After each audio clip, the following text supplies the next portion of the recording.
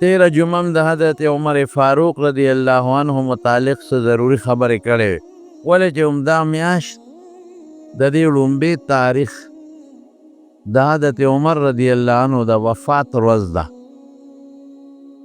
او د هغه مرګ د مسلمانانو دپاره یو ډېر لوی مصیبت او د حضرت عمر فاروق رضی الله عنه ایمان او اسلام د اسلام او د ایمان او د مسلمان دپاره ډېر لوی عزت او برکت ځکه د حضور پاک وینا ده دی نه دی ویلی چې یا الله عمر مسلمان کې دی نه دی ویلی داسې لفظ یې راوړی دی چې جامع لفظ دی خدایا اسلام ته په دې دوو کسانو کې په یو عزت ورکې غلبه ورکې هغه څوک شو هغه حضرت عمر فاروق شو نو چې اسلام له غلبه شو نو ایمان هم پکې راغی او د اسلام دپاره خپل طاقت استعمالول هم پکې رالل او مقصد وشوه چې خدای پاک د دې عمر په ذریعه او په برکت اسلام له ډېره ترقي او ډېر لوی عزت او غلبه ورکړه صحابه په خپله وی تر څو چې عمر ایمان نو راوړی نو موږ ډېر کمزوري وو او چې عمر اسلام راوړو نو موږ تکړه شو موږ مضبوط شو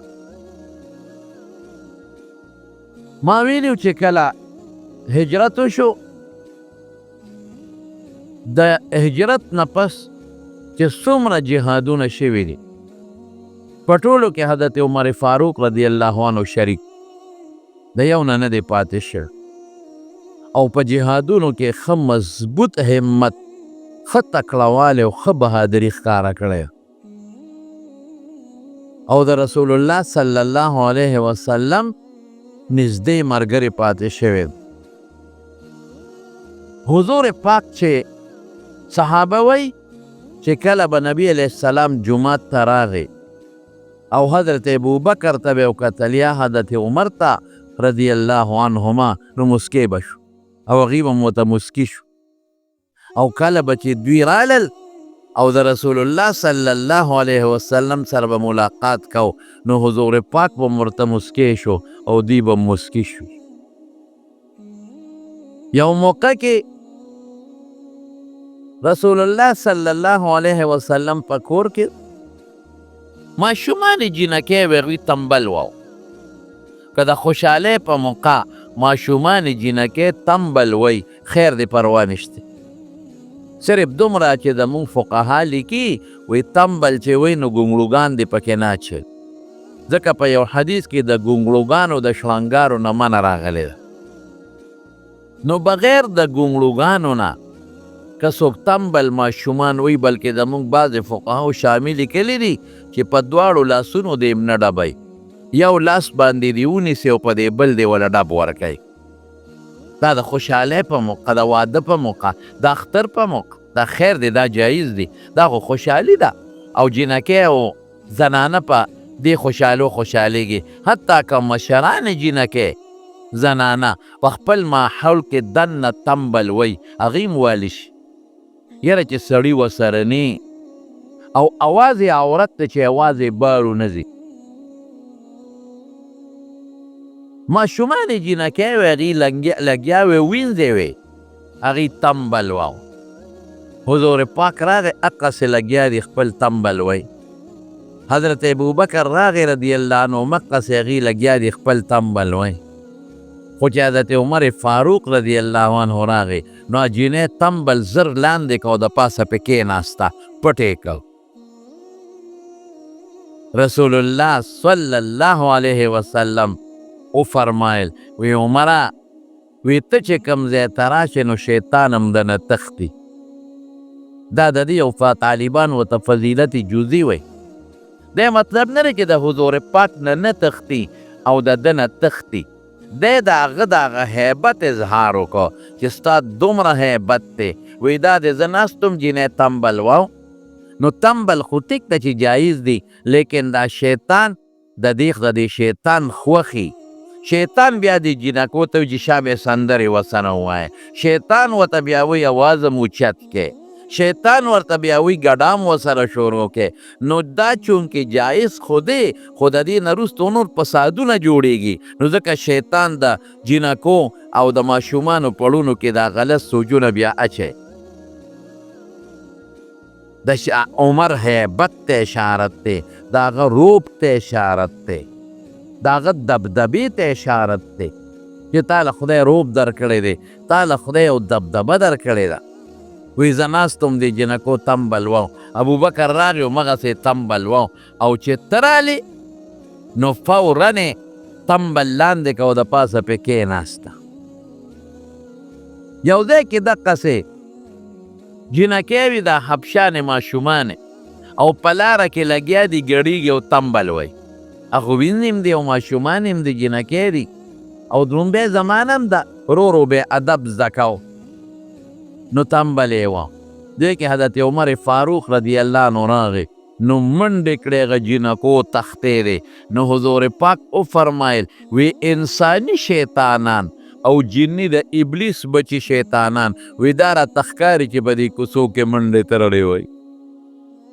وی عمره تا سره به چېرته شیطان په لاره نه ملګري کېږي، او که ملګري شو نو لار به دنه بدلۍ بلې ته به وړي. دا څومره لوی منقبت دی او د حضرت عمر فاروق رضی الله عنه عزت دی. دا د پیغمبر په دعا چې حضور پاک فرمایي خدایا عزت ورکې، غلبه ورکې د عمر په لاس اسلام له. نو د اسلام غټ دشمن خو شیطان دی، ابلیس او د هغه بچي. نو د عمر روب پې الله ور قایم کړي، دا د روب پې ور واچي. یو ځل بیبیانو د حضور پاک نه څه څیزونه غوښتل، مطالبې یې کول. خامخا د ښځو فطرت دا دی چې ښه جامه غواړي او کالي غواړي او پیزار غواړي، دا د دې فطرت دی. یو جوړه به یې وي او بله به غواړي. تاسو نه ګورئ په دې ودونو کې ښه بکس پې د جامو ډکي او چېرته لرې وادي د ترور د لور د ماما د لور، بلکې لرې هغه پښتنو خبره په دوربین کې خپلې او تا ته به وایي مال یو 3-4 جوړې جامې راوړه، او هغه جامې هم داسې جامې نه یو به په 100 زره او په 10 زره او په 15 زره روپۍ کېږي. ښځې ستا خو جامې جوړې شته که نه، په دې دومره نورو څه کې نه دا چې یو ځل سوپ واچئ نو بیا یې نه اچئ. الله خدایه مونږ خو یې اچو چې وشرېږي او زړې شي. او ښځو ته دا یاد دي مې ګورې، مونږ ته دا یاد نه، مونږ ته د خپلو ښځو جامې یادې نه، او هغوی ته یاد دا جوړه مې پلانکي وخت کې اچولې وه، او دا ښځې دا جوړه په پلانکي وخت کې اچولې وه، او دی پلانکي وخت کې اچولې وه، او دی دا او بیا چې وادي نو دا جوړه دا د برات ته د جنج او دا د واده دروازې ده. خو د واده پر ورځ جنجي که نه، نه هغې له به ځان له جوړئ. او دا د نکریزو د شپې ده پکې، او دا ورپسې د میلمنو دروازې ده، او دا د ولیمې ده، او دا د خپې ارتې ده، او دا د خپې تنګې ده. ځان له قصې پیسې جوړې کړي، سړي غرق او تباه کړه. او په دې کې ملا خوشحاله نه مینه، او دا بشیر جان په دې کې هم ښځه غواړم، د خدای نیکبخته غلې کښېنه، یو جوړه یې د وابې چې 2 به واچئ، بیا به دې په ترخ کې ګوتی د جامو نیولې او ښځې له بیا راوړئ، او خوند به لا ده وکړي چې هلته یې راته بار راوغورځوئ چې دا دې ما له څه راوړل، ورشه نور یې راوړه، او ګرمي دا بیلی.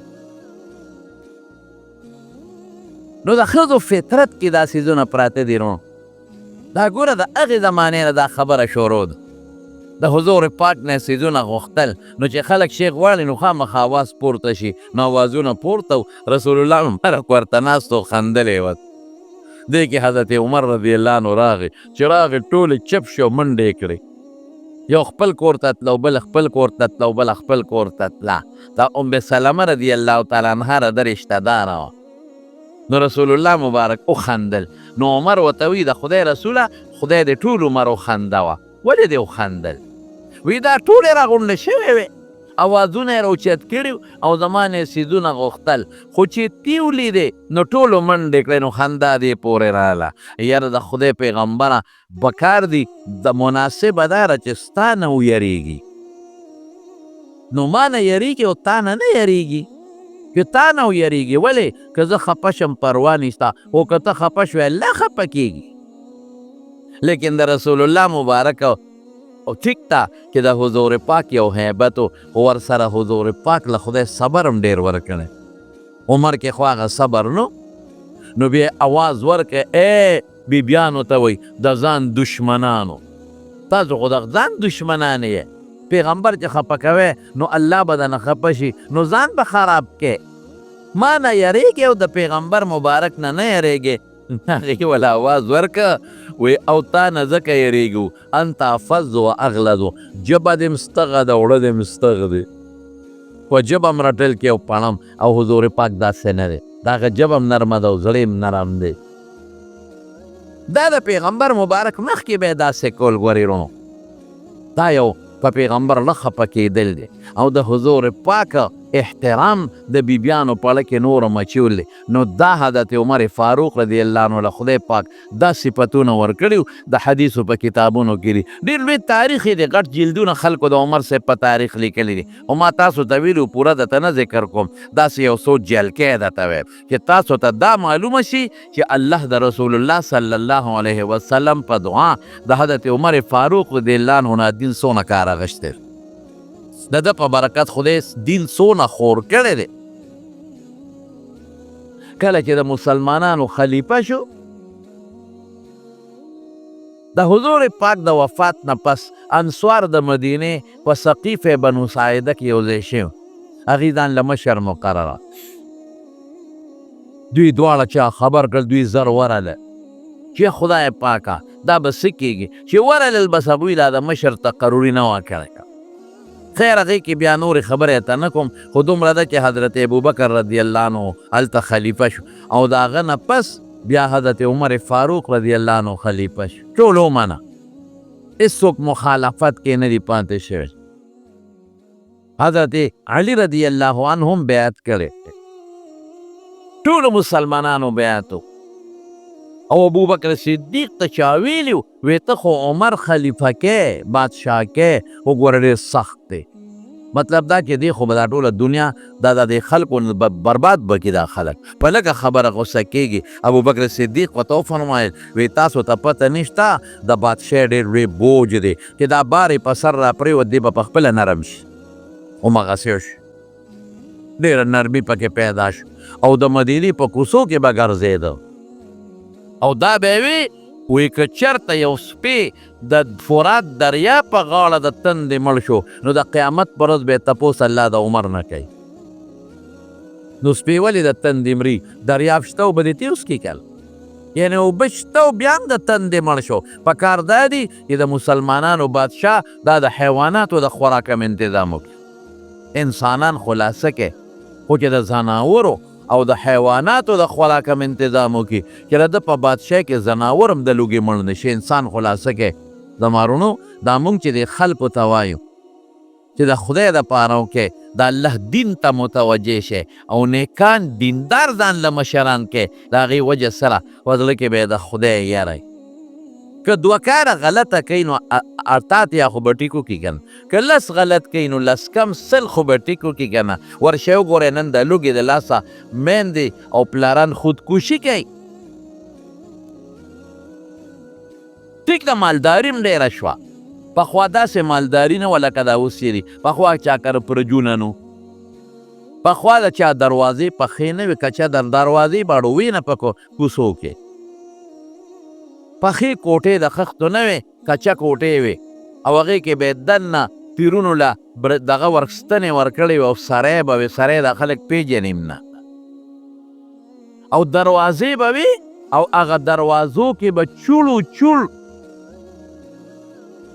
په هغه دروازو کې دا قبضې نه وې قبضې وروستو راغلې دي هغې کې به چوړو یو لرګې به بر او یو به لاندې نو په دې دروازه کې به یو امریک یو شی ابا بره یو ځای کې تاوېده او لاندې به تاوېده دا قصې پسې کم ځای وي دا اوس دې کمې نخرې دي دا دومره جامې نه وي د زنانو به د چیټ جوړه وه د چیټ بیا ورته وي او د سړو به د پاپلین کمیس او د سان به پرتوګ چې واده به و نو د پاپیو جوړه جامه به وه د غریبو اب هم پرتوګ یو شان او کمیس په بل شان چې ډېر مالدار به د بوسکي کمیس به او د سان به پرتوګ د ښځو به د چټ جامې وې، دا جامې وې دا اوس چې کمې دي. نو مالداري ډېره شوه، خلک بېشکه مالدار شو، لنټري کورونه جوړ شو. په ټول کلي کې به یو موټر 2 موټرې زمونږ په ټول کلي کې 2-3 موټرې وې. اوس خدای پاک په کور کې که 3 موټرې وله خدای ورکړی، موټر سایکلې خدای ورکړی. هر چال ښه خبره ده، د خدای نعمتونه دی الله دې هر چاله ورکړي. حج له چې به خلک راتلل 2-4 کسه به راتلل، په خدای چې دی په دې سړک به ورته خلکو سیرې اچولې او دروازې به خلکو جوړې کړې وې. اوس عمرول هم خلک ډېر دي او شکر دی حجونو هم خلک ډېر دي. نو مالداري ډېره ده، لیکن وروڼه یو ټکې پکې واورئ، غربت هم بیا ډېر دی. داسې خلک هم شته چې د هغې غریبانانو د روزۍ درک نه لګي، د وړو بوجۍ ته محتاج. په ډیرانونو په خدای مې د قسمې په ډیرانونو خلک زړې ټوکړې راغونډوي او کاغذونه راغونډوي او خرڅوي. دا د بدر راغونډوي. ډیران له خو چې څوک ورشي نو سپېمې پټوي. او نن په ډیرانونو ماشومان بچې ګرځي، واړه ماشومان، ګلان ماشومان، هلکان او جینکې او بوډاګان او د ډیران نه ډوکې راغونډوي خرڅوي، زړې ټوکړې راغونډوي. او اخبار ما دا بچې څه کوې په دې؟ وایي کاک باباجي دا خرڅو. بوډا سړی و ډېر زیات، داسې غریب رپېده، داسې لاسونه رپېدل او په ډیران لګیا او د هغې نه شیزونه راغونډول. دلته راشه باباجي دا څه کوې؟ وی دا راغونډومه. یو زړه بوجۍ وه د سیمټو په هغې کې اچول. په دې څه کوې؟ وی دا راغونډوم دا خرڅومه. ولې بابا څه مزدورۍ؟ وی پاپړې خرڅوم خو څوک نه الي. ښځه د ماشومان بچي دي، هغې له دا انتظام روان. و ډیران باندې خو زما دا خیال دی چې داس غریب خو سوال هم کولی شي، سوال نه کوي. دا غیرتي دی. یعنې راشه نن هلکان او جینکۍ په بازارونو کې ګرځي او سوال کوي. مالدار خلک دي، مالدار، او د پیسې د ډېروالي دپاره نن په کوڅو کې ګرځي او سوالونه کوي. او دا په ډیران ګرځي ماشومان او د ډیران راغونډول کوي. دا غیرتي دي، سوالونه نه کوي. خو دا نار دی غریب، دا د بچي نار دی، دا د واړه نار. ډېر خلک موږ له راشي یاره جي چې ته کور بني چې موږ پکې او دغه شو. کورونه نشته که نه. ولې؟ یاره یو ځای کې دیری یو، د کرۍ وس هم نه کېږي. اوس وباسي چې یو ځای شابه دی. څو کورونه د خلکو نشته. نو غربت هم ډېر زیات دی، مالداري هم ډېر زیاته ده، غربت او فقر هم ډېر زیات دی. او دا مو ولیدل ستاسو په دې نیټونو باندې چې خلک بچي خرڅوي. بیٹا برای فروخت او بیٹی برای فروخت څوک اخلي مونږ خرڅو. ولې؟ نار یو درک نه لګي. نن بادشاهي دا حالات دی زمونږ. مالدار تر شو، خو مضبوط شو، غریب برباد شو. ټیکسونه ستاسو دي، په بجلو کې او په ګیسونو کې هم ستاسو خولي دي او ستاسو وینې زوي دي او د مالداران یې خوري. دا خلک یې خوري. د ګیاد حرام خوري شروع ده، ګنکپي شروع ده. 2 نمبر مال خرڅېږي، سوچه پی به چېته پیدا نه کړي. هېڅ پروا نشته، اندېر نګري ده. د پیسو دپاره قتلونه شروع دي، اجرت باندې وجل شروع دي، ډاکې شروع دي، د خلکو د جیبونو نه غلا شروع ده، د خلکو د دوکانونو نه غلا شروع ده. اندېر نه. ولې؟ انصاف نشته. یو راوله یو او د 400 په دې چوک کې د یو غل نه لاس پرې کا. که تا په عمر کې دلته غله ولیده راشه زما دا مخ تور کا. یو قاتل راونیسه او پېښور دی جناب پارک طرح یا دا پخوا چې به ورته پیرپوس دا چرګانو پخوا باچا خان چوک او یا دا څه شی دی دا سورې پل دقلته راونیسه دې بالیسار ته وخیجه او سر تې پرې کا. که چا مړی وکړه راشه زما دا مخ تور کا. سزا نشته. پولیس غریبانان یې ونیسي، هغې خواران ونیسي. پولیس ته په دې کې هېڅ ګناه نشته. زه خو پولیس ته په دې کې ګناه نه کوم. پولیس یې ونیسي، د ځان د پاسه ور ټوپ کړي غریبانان او سړی ګیر کړي، عدالت یې ورپېښ کړي، ځه بری شوی. د 10 قاتل هم پرېږدي او د 5 قاتل هم پرېږدي. پولیس وایي زما کار سره چې دې نیسمه، سبا راته برید تاویه تاڼۍ مخې ته ماته ګرځي. ولې ونیسو؟ رنگے ہاتھوں گرفتار کی رنگے ہاتھ اقرارم کی عدالت تزا بس بری، عدالت تزا او بری. هلته یې پرېږدي. که لومبی عدالت وله سزا ورکړي دویم یې پرېږدي. که دویم سزا ورکړي دریم یې بري کړي. انصاف نشته. غټه خبره ده د ګرفت شته پولیس یې نیسي. انصاف بره نشته. هغې په ځان لوبې وکړي غریبانان په کور ورتلل او هغې زنانه پولیس هم بوځي او ونیسي خو چې هلته عدالت ته بوځي ځه ما بري کړې تا ډو څه کړي نه دي. هلکه دا سړی چا مړ کړ؟ ده چې نه دي کړی دا معلومات وکړه جج صاحب که نامړ چا کړ؟ ده ده نه دي کړی. مړ چا کړ مړ چا کړ مړ. حضرت عمر فاروق رضی الله عنه فرمایي وایي که په یو مړي کې د صنعا ښار ټول شریک شي په زرګونو خلک صنعا ښار کې دي او دا ټول د یو سړي په مرګ کې شریک شي وایي دا ټول به دوړه کوه. مسلمان وینه ډېره زیاته خوږه ده د خدای په نس. په خدای مې قسمي په حضور پاک فرمایي وایي مه کوه ګورې یو موټی وینه د ځان او د جنت په منځ کې رکاوټ مه جوړوه. یو موټی وینه نن د 100 روپو دپاره او د 0 روپو دپاره او د کنال دپاره او د مرلې دپاره مسلمان لګیا دی. مسلمان وایي انصاف نشته. حضرت عمر فاروق زمانه کې د شوی وی داسې کنه. حضور پاک فرمایلی وي داسې وخت به راشي چې د کوفې نه به یوه ښځه را روانه یوه ښځه او مدینې ته به راځي او یمن ته به ځي. اس یره به پې نه صرف په دې به یریږي چې شرمه حمله ونه کړي او باقي د انسان یره به نه. صحابو یې مونږ ولیدله دقسې یو ښځه را روانه وه دا په سوونو زرګونو کیلومیټره مزل یې کو ما سوا د الله نه او د شر مخ نه دی چا نه یرېده. امن راغی سکون راغی اطمینان ده نشته هم ده. د خدای نظام نشته. د الله قانون نشته. قرآن باندې عمل نشته. نقصان ټول د انصاف په دغه ځای کې دی. دا ما بري که هلکه دا څلور چې وجلې دي نه ده نه دي کړی فده نه دي کړی نو چا کړي بل سړی پیدا کړه. دا ستا ذمواري. 10 کاله به کیس چلېږي نن تاریخ دی او سبا تاریخ دی او شل کې د خلکو د سترګو نه دا شی وځي او د خلکو د سترګو نه دا خبره یېره شي دله نه ختم بري شه ځه او بیا چې بري شي خلک مبارکۍ راولل مبارک ولې څلور چې څلور یې وجلې دي که هغه لمزم د لمزم چې کم وجلی شوی دی هغه لمزم هغه سره هم زما همدردي ده او چې چا وجل کړی دی هغه لمزم تا سره هم زما همدردي ده. دا زما کار موږ تاسو دا کوو دواړو لل مقتول سره چې چا د هغه وارثان دي هغه ته م وایو ډېر بد د سره شوي دي زه سره تاله رالم او قاتل لم وردو یاره بس دغه یې سزا ونو ښه دې کړي. منافقه د منافقت دور دی په مونږ کې.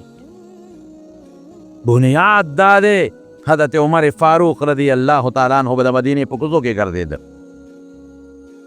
شکل ستا بادشاه حکمران هر څوک چې دی خو دې ګرځي که نه معلومات ته وایي که نه کوڅو کې به ګرځېده او معلومات به یې داسې ګرځېده خلک به یې کتل. یو ځل د مدینې منورې په کوڅو کې ګرځېده لاړ یو صحرا ته ووت غلام ورسره دی. صحرا کې ګوري یو زنانه ده او ماشومان دي هغه ورسره جاړي. راځه که نه هغه غلام ته وایي بچې دا زنانه دلته جاړي چې ورغه نیمه شپه ده خیمه لګېدلې ده هغه زنانه ته وایي دا ماشومان ولې جاړي وایي دا وږي دي او زنانه کټوې دېشکې کټوې باندې کړې ده هغه زمانه یې کټوې وي نو وایي دا خوراک وله زر ورکه که نه وایي دې کې خو څه نشته نو دا دې ولې باندې کړې ده په اور باندې وایي دې کې کاڼي ماڼي پراته دي وایي دا ماشومان پې غلومه د دوی سوچ دا دی چې راله څه پخی نو که دا جړی غلی شو چې ته خوب وله ورغې هغې نه پېژن چې دا عمر فاروق دی ورته یې وي امیرالمؤمنین له ولې نه راځې بادشاه له چې دې بچو له د غم وکړي دا ماشومان دې د لوږې مري او ته ولې تش اوبو کې سمسی وی خوټکی غولی په دې اوده کې ښځه ورته وایي وایي د قیامت ورځ به یو د عمر ګریوان او زما لاس وی خدای ته به راکاږ وی عمر بس دی ویرېده وجود یې وبوږنېد هغې خو نه پېژانده وی عمر د نه څه خبر دی خبر یې که که نه چې بیا در نه کړي نو بیا شکایت الله ته کوه وی چې عمر ما نه ځان نه خبري بادشاهي ولې کوي زه به یې نه خبرو ما نه به ځان خبرې. غلام ته وایي شه به راځه.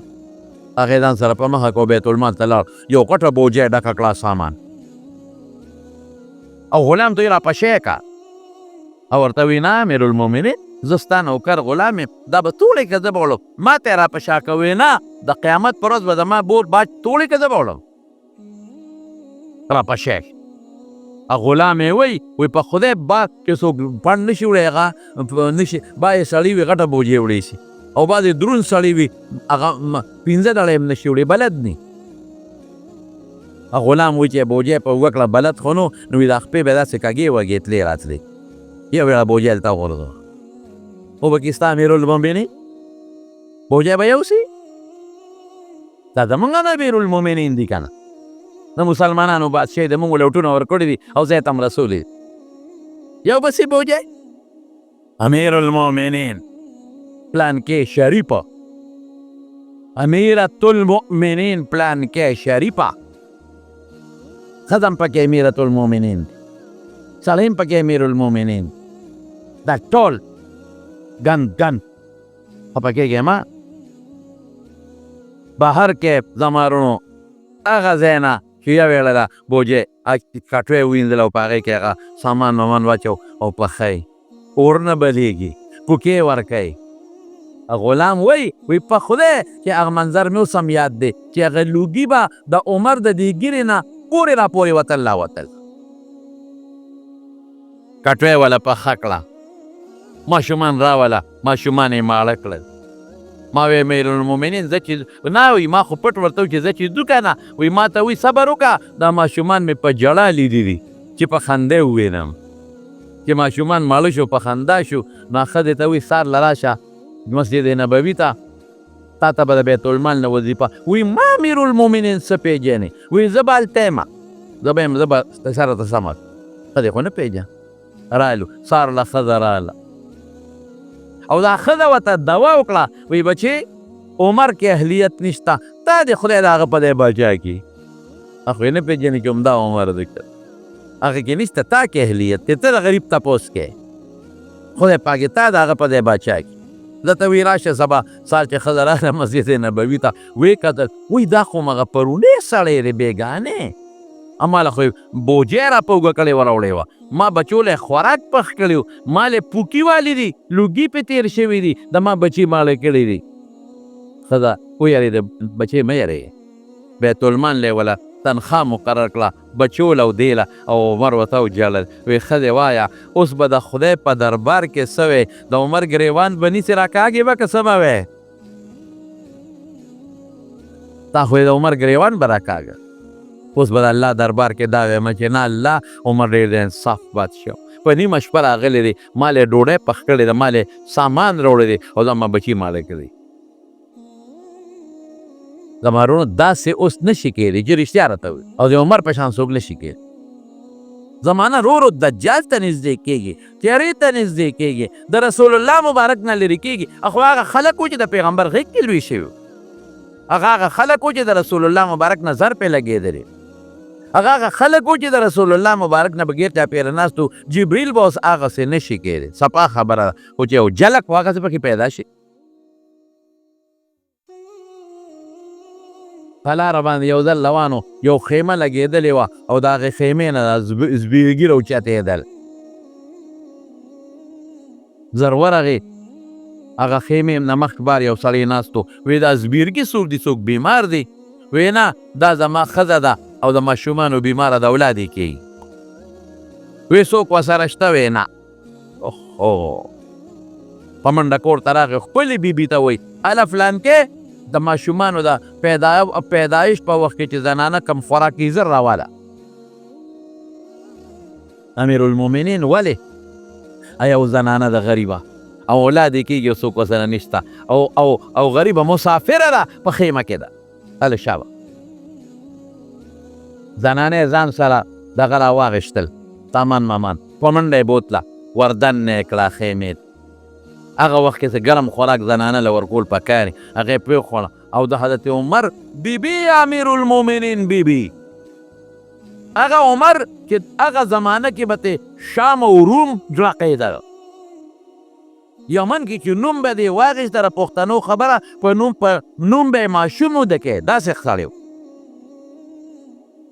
بیبي یې راوسته او دایي ده د دایي خطوب خدمت پې کوي. په بیبي د داییتوب خدمت کوي. نن زنانه په هسپتال کې مري یو بل سره کونډی راکاږي په خدای که څوک تپوس یې شته.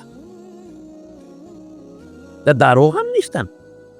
سرکاري هسپتال لرې شه مړه سرکاري دیوالونه سرکاري دي نور پکې څه دي. خیراتي هسپتال شرمېږم نه چې دا خبرې کوي. مالوچ پکې نشته او سرکاري هسپتال. ډریپ پکې نشته او سرکاري او خیراتي هسپتال. سرنج پکې په بایه راوړو خیراتي هسپتال. یقین کوه اورېدلې مې دی زما رونو رحم نشته د مونږ پړونو کې هم خفه کېږې ما. مونږ یادو بادشاهان او یادو خو مونږ پړونو کې هم رحم نشته. اورېدلې مې دي چې سړی مړ دی دننه په اپریشن تیټر کې. لیدې مې نه دي خو اورېدلې مې.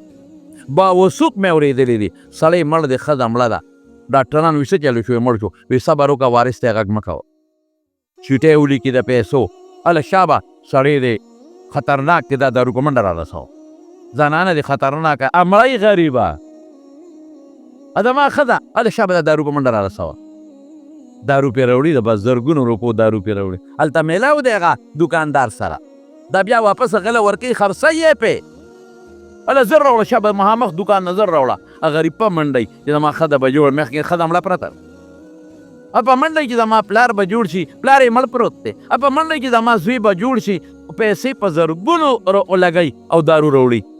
دارو والا راوړي دی یو خوشحاله شي د کوم دوکان نه پلان کې نه هلکه دا به یو څه بیا پیسې به ترې راوړ. بیا لږ سات پس ورته وایي خفه نه شي مونږ خپل وس وکړو خو ستا پلار مړ شو زوی دې مړ شو ښه دی مړه شو.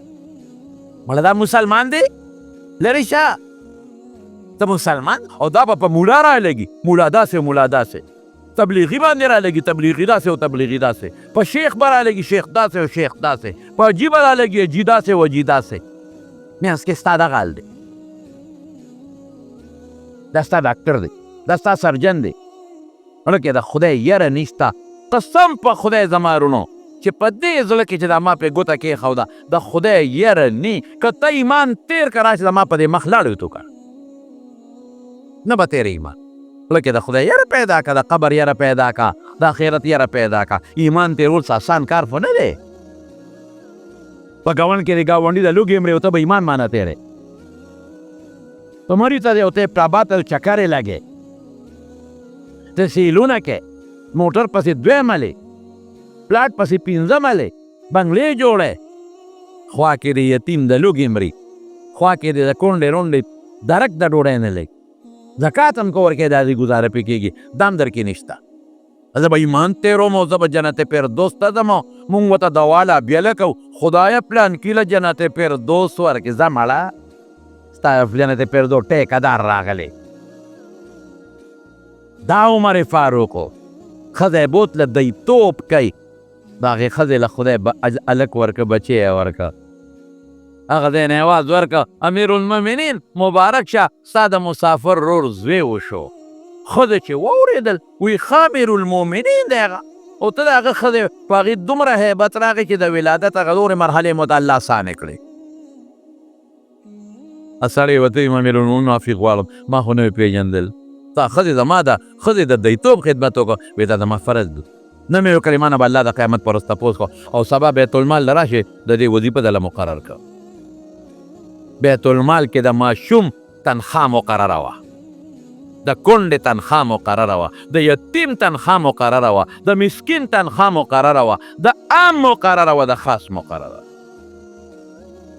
بیت المال اوس زما استان بیت المال دی تاسې به ګرځېده په دې کې څوک د لوږې مړه نه شي څوک د تندې مړه نه شي. او دا د رسول الله صلی الله علیه وسلم دعا ده چې خدای اسلام له غلبه ورکړه. په دې دوو کسو کې په یو او هغه د عمر په سر باندې هغه قره راووته. د دواړو جهانو د مبارک سردار دعا یو ځل نه څو ځله حضور پاک فرمایلی دي ابو بکر فی الجنه جنت ته به دی ابوبکر عمر فی الجنه جنت کې وی عثمان فی الجنه جنت کې وی علی فی الجنه جنت کې وی طلحة فی الجنه جنت ته به ځي زبیر بن العوام فی الجنه، عبدالرحمن بن عوف فی الجنه، سعد بن ابي وقاص. دا لسو کسو صحابو نمونه غشتري شارټ لیست وته وي په یو مجلس. دا یو ځل نه، څو ځله. او د شهادت پیشنګویي مولا ورکړې ده حضرت عمر فاروق رضی الله عنه. دا خود په غر ولاړ دی او د غر داسې ګړق وکړه، زلزلې وواله. رسول الله مبارک الله خپره وغورځوله، روبروله، وی اسکن احد غلی شه، تا ته پته شته چې څوک در باندې ولاړ دي؟ انما علیک نبی، یو پیغمبر و صدیق ابوبکر و شهیدان، دو جمدي شهیدان، یو عمر او یو عثمان رضی الله عنهم. او د ټولو نه خشته خبره ما بلو طالبانو ته تاسو ته کوم، یو ځل دقسې جومات کې صحابه ناستو او حضور پاک درادن نشو، ښي طرف ته ورسره ابوبکر صدیق رضی الله عنه، ګس طرف ته عمر فاروق رضی الله عنه. په دې ښي لاس یې ابوبکر ولین، په دې ګس لاس باندې عمر ونیو، دقسې. او د خلکو ته مخامخ شو، وی هکذا نبعث یوم القیامه، وی قیامت پر ورځ به موږ د قبرونو نه دقسې پاسو، دغسې پاس. د مارونو ډېر لوی خدمت، لږ نه، ډېر لوی خدمت. داسې خدمت یې وکړه د اسلام او د دین. منافقین وو په مدینه کې، غلی و، چا کرت نشو پولی، او جهادونه شروع دي. د په زمانه کې شام فتح شو، مصر فتح شو، عراق او دغه طرفونه کې اکثریت علاقې فتح شوې. یمن 22.5 लाख مربع میل علاقه دا فتح شو، 22.5 लाख مربع میل. دا حضرت عمر فاروق رضی الله عنه په زمانه کې. څوک به داسې نو چې هغه ته به تکلیف، کونډو ته عام اعلان و چې راځئ شبې نوم لیکئ، بیت المال نه به شېدل. یتیم، مسکین، غریب دا پکې نشته، هر چا ته خپل مال. او ظلم پکې نشته، یو کس به راشي په چا به ظلم وکړي. د عمر فاروق زمانه او ظلم او یو شان انصاف. یو شان انصاف څنګه دی؟ جومات ته د خلکو کورونو، نو جومات ته خلکو ناوې وي، چې باران به وشو نو ناوې به جومات کې به دی، نو منځګزارو ته به تکلیف و. حضرت عمر اعلان وکړ رضی الله عنه، ویل که ناوې بل طرف ته واړوئ، عام اعلان شبه ناوې مو جومات ته کړي دي او خلک راځي او چې باران یې ټولو خلکو چقړه کېږي او په خلکو اوبه تویږي، مهرباني وکړئ دا ناوې بل طرف ته واړو. او که چا کوټې په اسانه کېدې، خلک خو د هغه هیبت و، خلکو ناوې بل طرف ته واړو، اوبې بل خوا واړولې، مخې ته یا یو طرف ته بل طرف ته. پرې را روانو د حضرت عباس رضی الله عنه د حضور پاک تره دی، هغه ناوه نه واړو، نور واړولې. وی دا ولې؟ ما خوار ورکړی دی، چونکې راواغېستی لرګي هر څه چې هغه ناوې پې وواله ویې غورځو. ورګه چې ویې غورځومه په خپله به بل طرف ته واړه، چې ویې غورځی خو بیا بدن نه دي، خو دیوال خرابوي. حضرت عباس رضی الله عنه ته چوي چې عمر ناوه غورځول، تا نه غورځول. وی ما د عمر خبره منله، د امیرالمؤمنین خبره منل پکار وي، خو ما په دې وجه دا ناوه ونه لر نه کړه چې دا مال رسول الله صلی الله په خپلو مبارکو لاسونو لګولی و. نو ما یې د حضور پاک د مبارک لاس ناوه نه لګو. چې عمر ته چا وی دا دې څو کړل؟ دا کومه ناوه وه؟ وی ولې؟ وی دا د دواړو جهانو مبارک سردار دا ناوه په خپله لګولې ده. اوهو دا مې څه غلطي وکړه. لاړ عباس نه معافي وغوښته. عباس ما خو ځکه لر کړه چې ما زه انصاف وکړم چې قیامت پر ورځ مانه الله دا تپوس ونه کړي چې هغه د ناوه پرېښوده او نورو غریبانانو له یې ناوې لرې کړې. خو تا وی چې دا حضور پاک او یو عمره ما ستا خبره منله، تا امیرالمؤمنین او ما په دې وجه لر نه کړه. ویله عباس ته راشه، یقین کوه حضرت عمر وله په خپله خټه وکړه، امیرالمؤمنین دی توپړی وله په خپله جوړې کړې. وی عباس راشه شابه ناوه به واپس لګه. وی نه امیرالمؤمنین، نه زه بیا جوړه کړم، داسې وی کیدی نشي. بهتر وانه وخت اوس به خامخا کې حضرت عمر ورته ټیټ شو، عباس یې په دې خپلو اوږو سور کو او اوچت یې کوي چې څنګه حضور پاک لګولې و واپس یې اقسې ولګاو. د پیغمبر د مبارک لاس ناوه عمر به غورځوي. عمر له څه مجال دی چې د پیغمبر مبارک د لاس ته ګولې شوې ناوه دی غورځوي. دا مینه او دا محبت. خیر څه واقعات یې نورې مړونه شته، بله جمعه کې به یې درته انشاءالله خبره خلاصه کړو، خو نن جمعه راته یو ضروري خبره کوم. دا د محرم میاشت ده او نن اتم د عاشورې د محرم اتمه ورځ ده، سبا نهمه ده او بله لسمه ده. نو په دې میاشت کې یو څو کارونه کول پکار ده. زه به راته هغه ویم چې کوم سنت کاري. حضور پاک د دې میاشت په لسمه ورځ روژه نیولې ده. مکه کې به هم نیوه او چې مدینې ته راغی بیا به هم نیوه، بلکې د محققین محدثین علما وایي چې دا مخکې فرض وه چې د رمضان روژې راغلې نو فرضیت یې ختم شو. چې مدینې شریفې ته راغی یهودو به دا روژه نیوله، دا لسمه.